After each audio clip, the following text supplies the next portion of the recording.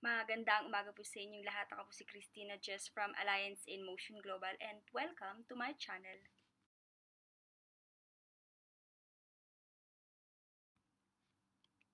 Magandang araw po sa inyong lahat. Ang isi-share ko po sa inyo ngayong araw to is about how to start up the business na wala kang kapital. Yung 3 options na isi-share ko po sa inyo regarding how to start up the business na wala kang kapital is just the basic ideas. Okay? So, meron po yan. Ang una po ay others people money, others people time, and others people resources. So, mag-umpisa po tayo sa others people money. Ito po, yung tinatawag na gagamit ka sa pera ng iba or in short, mangutang ka kung wala kang ibang options. Okay? So, ang isa sa advantage at saka sa disadvantage nito pag nangutang ka, ang advantage nun, magkakapera ka in an instant. Mas mabilis. So, depende na lang sa pangungutangan mo kung pagkakatiwalaan ka, depende na rin sa pag-uusap ninyo.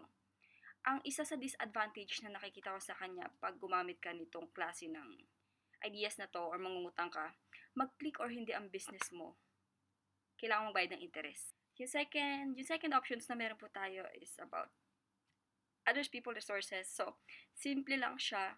Kung ano yung mga resources na meron ka, i-liquidate mo siya as soon as possible para ma-convert mo siya. Then, tsaka ka makapag-start up. Or by trading. Halimbawa, willing talaga akong gawin yung business, pero literally, wala talaga akong pera. So, yung other options mo talaga, since ayaw mo namang magbayad ng interest dahil wala kang assurance kung magkiklik or hindi, kasi hindi ka pa sure, pwede ka makipag-trade ng resources doon sa partners mo. Let me say, ibenta mo yung mga bagay na hindi mo naman na kailangan para ma-liquidate mo siya sa pera, ma-convert mo siya sa... Or pwede mo rin kausapin yung uplines mo or yung business partner mo na manghiram ng product, then ikaw magdi-dispose, then ibabalik mo din. Just make sure na kung ano yung sinabi mong time, at least 1 week before nun, is okay ka na. Para at least mas nabibuild na yung rapport at yung relationship nyo dalawa is mas maganda. Kasi dun pa lang, ibig sabihin, na proof niya na trustworthy ka. And the last but not the least, others people time.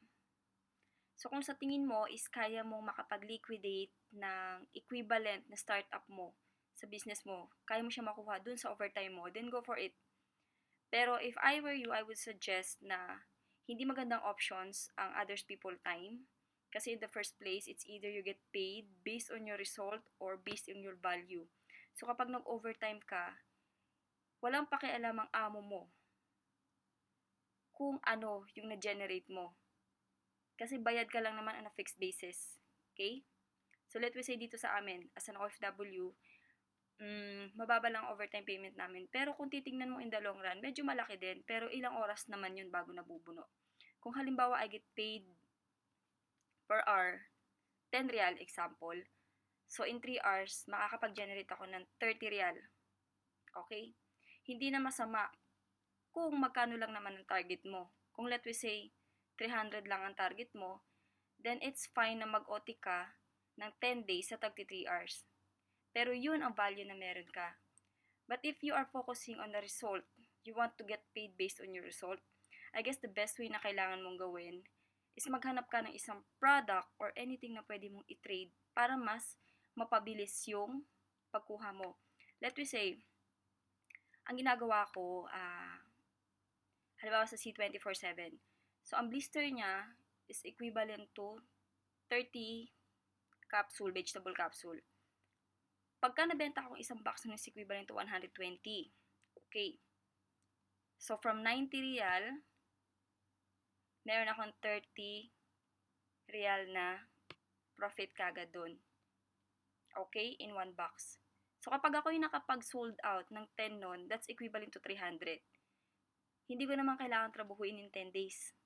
I can do that in less than an hour, part-time. So, on the long run, ano yung pinaka-ideas doon? Mas nakakasave ako ng time. Okay? Kino-compress ko yung time frame. Pero kung sa tingin nyo, mas okay kayo doon sa overtime, get paid, so it's okay, no problem. Kasi, nakadepende lagi ang resulta natin doon sa goal na ginagawa natin. Okay? I mean, nakadepende ang galawan natin doon sa goal na kailangan nating makuha. Okay? That's it for today. Maraming salamat and thank you for watching. Happy changing lives!